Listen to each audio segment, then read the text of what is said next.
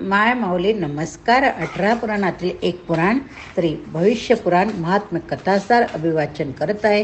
अध्याय 3. प्रथम श्री विष्णूला नमस्कार करून प्रारंभ करते. भाग 8. चतुर्थी कल्पविधी वर्णन. सुमंतू महर्षी म्हणाले, हे राजन, मी आता चतुर्थी कल्पव्रताचे वर्णन करीत आहे. चतुर्थीच्या दिवशी काही न खाता राहावे. तिळयुक्त अशा अन्नाचे दान करून स्वतःही तीळ भात युक्त जेवण करावे. अशा प्रकारे 2 वर्षे केल्यावर भगवान विनायक प्रसन्न होतात, त्याला सुयोग्य फळ देतात. तो व्रत करणारा भाग्यशील घरात राहू लागतो, वैभवाने काळ आनंदाने घालतो. हा पुण्यवान मनुष्य आपल्या जन्मानंतर दिव्य शरीर दिव्य यश मिळतो. बुद्धिवान तेजस्वी भाग्यवान वक्ता सदाचारी तो असतो. त्याला कोणतेही अवघड किंवा महान कार्य हे तो क्षणातच साधतो. तो हत्ती घोडे रथ यांनी संपन्न असतो. पत्नी पुत्राच्या सहकार्याने युक्त असतो. जन्मपर्यंत दीर्घायू राजा असतो. हे सारे त्याला विघ्नहर्ता विनायक वरम संतुष्ट होऊन देतो. राजा शतनिकाने म्हटले, विनायकाने कोणाचे असे विघ्न केले आहे म्हणून तो विघ्नांचा स्वामी झाला. पुरुषांच्या कौमर लक्षणात स्त्रियांच्या सुकृतात विनायकाने गांगेयाचे व्रत केले. त्यामुळे कार्तिक स्वामी चिडून विनायकाचा दात तुटून त्यास मारू लागला. शंकर भगवानाने त्याला आवरले, रागाचे कारण विचारले. कार्तिकेय म्हणाले, याने मनुष्याचा धर्म विकृत केला, कारण त्याने गांगेयाच्या कामात आणलेल्या अडथळ्यामुळे तसे झाले. म्हणून मला खंत वाटते. तुमच्या हातात जे द्विजाचे कोण असलेले शिरकपाल आहे, त्यामुळे तुम्हाला कपाली हे नाव पडले. तेही मानवाचे लक्षण नाही. महादेवाने हे शिर समुद्रात फेकले. त्यानंतर देवलोकात त्या दोघात ब्रह्मदेव शंकरामध्ये मोठा वाद झाला. दोघेही स्वतःचे महत्त्व सांगू लागले.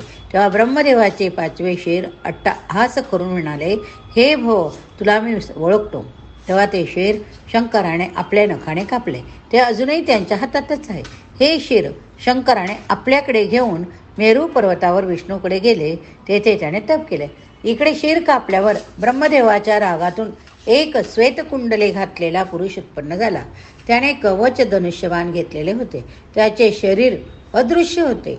ब्रह्मदेवाने दिलेले आज्ञेप्रमाणे कराला ठार करायच्या इच्छेने तो लगेच रागाने शंकरासमोर आला.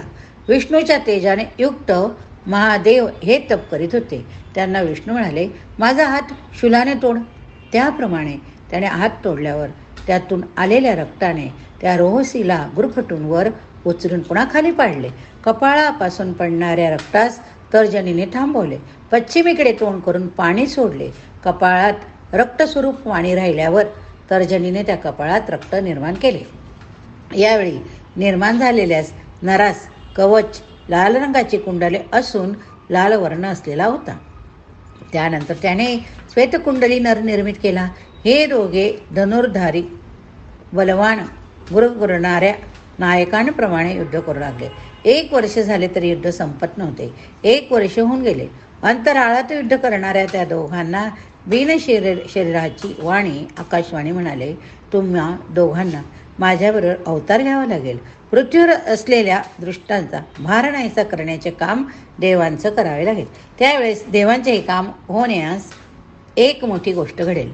पृथ्वीवरील या घटनेनंतर तुम्ही दोघे देवलोकात जाल. असे म्हणून विष्णूने एका श्वेतकुंडलधारी पुरुषाला सूर्याकडे दिले, एकाला इंद्राकडे दिले. सूर्य इंद्र यांनी आनंदाने त्यांना बरोबर घेऊन आपल्या स्थानी गेले. त्यानंतर कमळावर बसलेल्या भगवान विष्णूचे रुद्रास म्हटले, तूही कपाळी घालून जाऊन कपाल व्रत घेऊन राहा. मनुष्यलोकी हे व्रत पोचेल. जे लोक हे व्रत करतील त्यांना इहलोक परलोकी काही दुर्लभ राहणार नाही. विष्णूने मग समुद्राला बोलावून म्हटले, स्त्रियांचे जे विलक्षण लक्षण आभरण आहे ते मन. कार्तिकेयाने सांगितलेले न विचारात घेता सांग. समुद्र म्हणाला, माझ्या नावाने पुरुष लक्षण होते अशी देवांची प्रतिज्ञा आहे. हे याच प्रकारे होईल.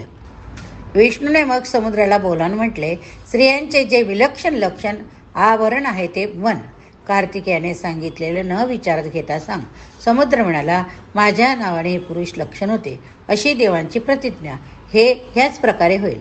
विनायकाखेरीज त्याचे देवयोगाप्रमाणे मानून ग्रहण कर. या समुद्राला प्रसिद्ध तू बनवले आहे. सामुद्रिक स्त्री समुद्र पुरुषाची लक्षणे प्रसिद्धच आहेत. या विनायकाला हस्तिदंतापासून मुक्त कर. विष्णू कार्तिकेयाला म्हणाले, मी याला आता हस्तिदंत देऊन तुझे सांगणे मान्य करतो. जेव्हा हा हस्तिदंताचा त्याग करेल तेव्हा त्यापासून मुक्त होऊन हस्तिदंताचे भस्म होईल असे कार्तिकेयाला सांगून त्याने तो हस्तिदंत त्याला दिला. कार्तिकेयाच्या म्हणण्याप्रमाणे विनायकाने केले. हे राजा, आज सुद्धा हस्तिदंताने युक्त असलेली विनायकाची मूर्ती मिळते व तो महाभाऊ महात्मा भीमाच्या पुत्राचे विघ्न करण्यासाठी आहे. हे देवाचे रहस्य मी तुला सांगितले. हे खुद्द देवांनाही माहिती नाही. योग आल्यानेच हे विनायक कथारूपी अमृत मी प्याले सांगितले.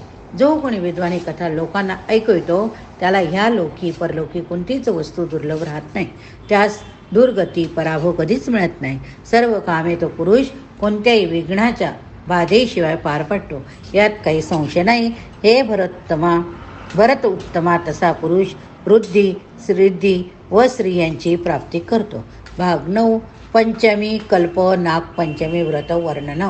पंचमी कल्प नागपंचमी व्रत वर्णन. हे राजन, ही पंचमी नागांचा आनंद वाढवते म्हणून त्यास प्रिय असते. पंचमीस नागांचा एक मोठा उत्सव असतो. वासुकी, कालिया, मणिभद्रक, ऐरावत, धृतराष्ट्र, कर्कोटिक, धनंजय हे सजीव प्राण्यांना भय देतात. जो माणूस पंचमीला नागांना दूध देतो त्याच्या कुळात नाग अभयदान देतात. रात्रंदिन नागशापाने दग्ध झालेले असतात. त्यांना हे गायीच्या दुधात स्थानाचे दान करतात व शापाचा नाश होतात.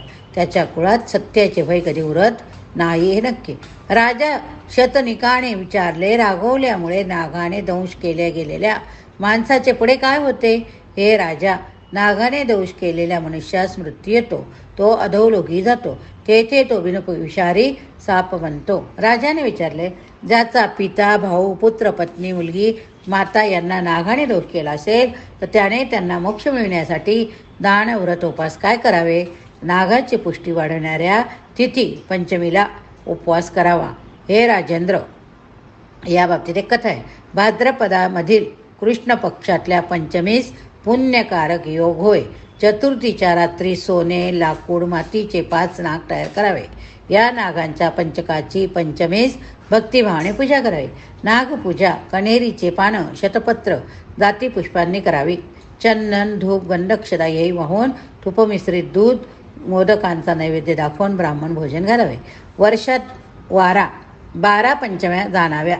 अनंत, वासुकी, शंखपद्म, कंबल, कर्कोटिक, अश्वतर, धृतराष्ट्र, शंखपाल, कालिया, तक्षक, पिंगल हे 12 नाग एक महिन्यात सांगितले आहेत. या 12 नागांची एक महिन्यात पूजा करून 1 वर्षाखेरीस व्रताचे पारायण करून अनेक ब्राह्मणांना जेवण देऊन दक्षिणा द्यावी. नागपंचमी व्रताचे वर्णन विद्वानांनी केलेले आहे. जो कोणी या व्रताची कथा श्रद्धेने नेहमी ऐकतो त्याच्या कुळात कोणत्याही वेळी कोणत्याही स्थानी नागाचे भय राहत नाही. भाग 10.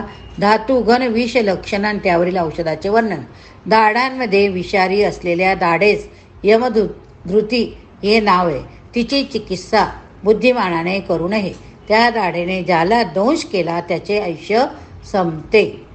नागरिकांनी मुद्दाम केलेला दंश नाग आदिकांनी मुद्दाम केलेला दंश मानवास विदीर्ण विष करतो. ज्याप्रमाणे पाण्याचा थेंब केसाच्या टोकावरून खाली पडतो त्याचप्रमाणे सापाच्या दाढेतून जहरी विष स्रवते. शेकडो नाड्या